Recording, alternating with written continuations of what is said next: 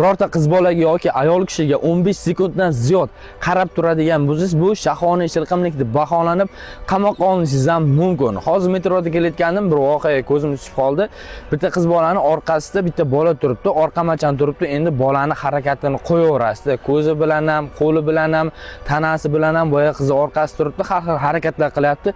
Qizga ham menimcha yoqib ketdimi deyman, hech qanaqa bir e'tiroz bildirmadi. Hurmatli akalar, ukalar, sizlarning bu harakatlaring shahvoniy shilqimlik deb baholanadi va O'zbekiston Respublikasining ma'muriy javobgarlik to'g'risida kodeksiga asosan sizlar javobgarlikka tortilib 5 sutkagacha, birinchi marta, ikkinchi marta sizga 10 sutkagacha ma'muriy qamoqqa olinishlaring mumkin.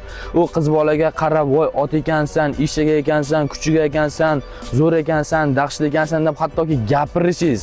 Qo'polroq qilib aytaman, seksual so'zlar bilan qiz bolani tanasini, turishini ta'riflab berishingiz, gap otishingiz, sustak cholishingiz, bularning hammasi shahvoniy shilqimlik deb baholanadi. Agar qiz shikoyat qiladigan bo'lsa, boya aytganimdek 10 sutkagacha ma'muriy qamoqqa olinishingiz mumkin. Boyagi 15 sekundlik masalaga keladigan bo'lsak, xavotir olmanglar akalar, ukalar, u O'zbekistondagi qonun emas.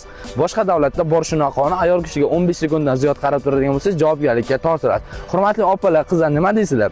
O'zbekistonda ham qonunlariga qizlarga 15 sekunddan ziyod qaraganligi uchun erkaklarga javobgarlik masalasini kiritish kerakmi?